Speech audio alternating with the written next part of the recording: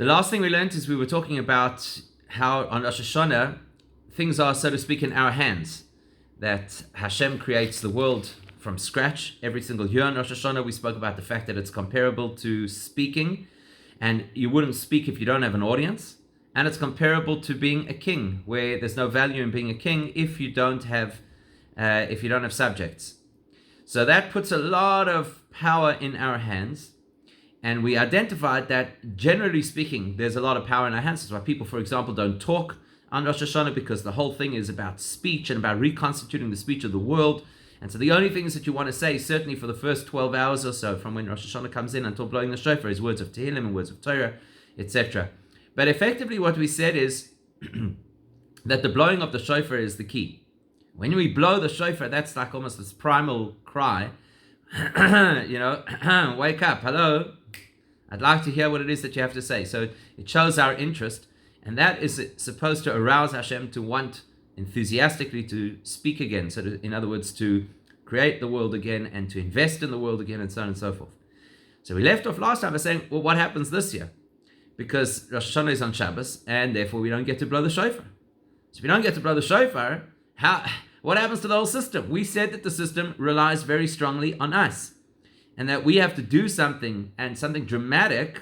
That's the idea of the sound, which is a very dramatic sound, in order to show Hashem the interest that we have, which in turn will, so to speak, influence him to speak again and to create the world again. So how does it work on a Shabbos, on a Yom Tov such as this, where the first day is Shabbos and we don't blow the shofar? So there are two ways that you could look at it. The first one is a little bit simpler, and the other one is the one that we're going to focus on. The simpler answer is, it's true, we don't blow the shofar. However, built into the system of how Rosh Hashanah works, even on the days that you do blow the shofar, it's not good enough just to blow the shofar, as you'll notice. Because what do? We get up in shul, and we blow the shofar, and then we go from that into Musaf.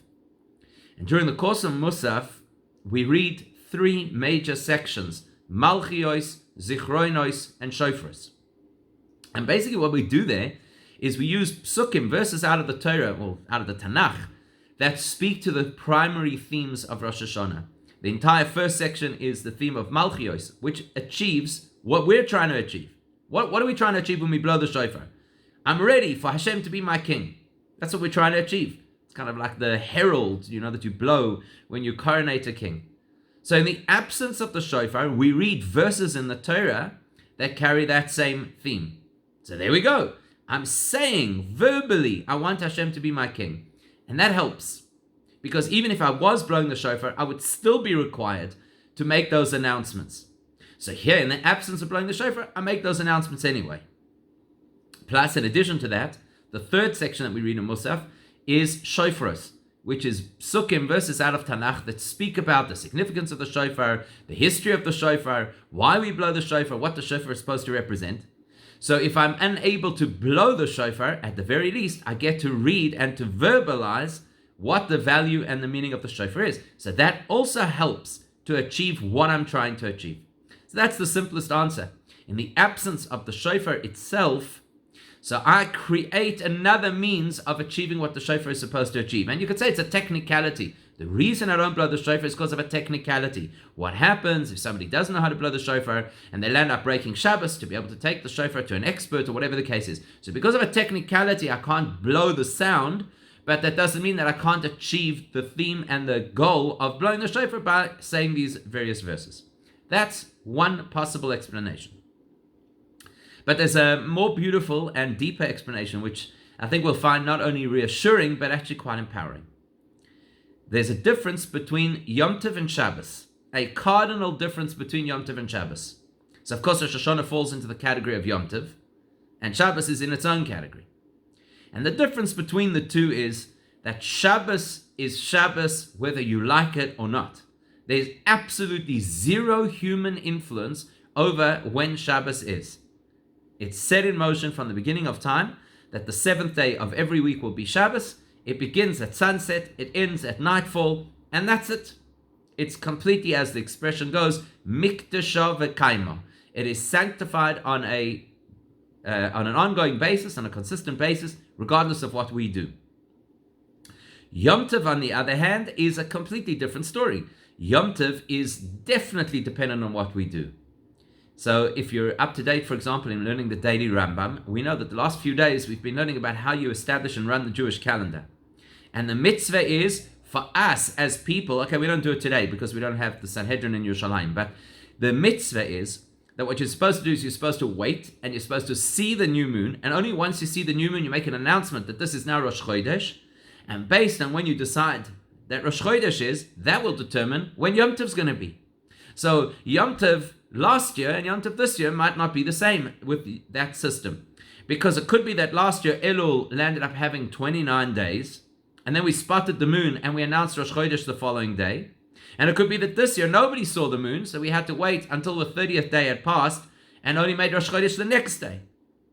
So in other words, from Rosh Chodesh Elul until Rosh Hashanah could be a period of 30 or 31 days, depending on how everything works out.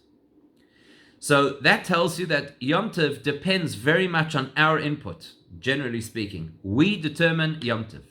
Shabbos depends only on Hashem's input. Hashem determined that Shabbos was going to be a holy day. He set that up at the beginning of creation. That's the way that it is, and that's how it's going to be always. So ordinarily, when Rosh Hashanah comes around and we blow the shofar, so ordinarily all of the impact that we're supposed to achieve on Rosh Hashanah is in our hands. We decide what day is Rosh Hashanah based on the sighting of the moon, and we decide that we're going to, so to speak, bring Hashem's interest back into the world by blowing the shofar. When it coincides with the Shabbos, though, then it's no longer in our hands. Shabbos, the attitude, the theme, the energy of Shabbos is that it's mikdash v'kaima. Hashem does all the work. So it's similar to when creation happened the first time around.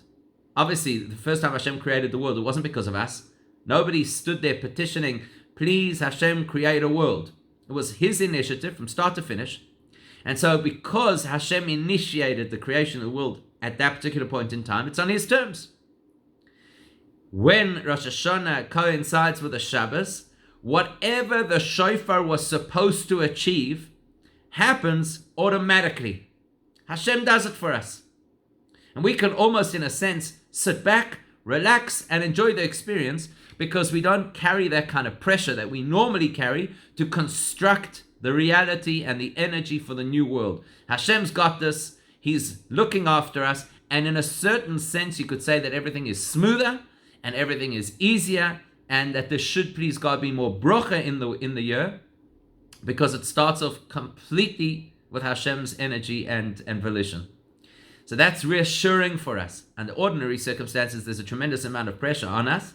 And in a year such as this, you can kind of sit back and say, Hashem's got this. It's all going to be good. The only question that raises is, so then why do we blow shofar the second day?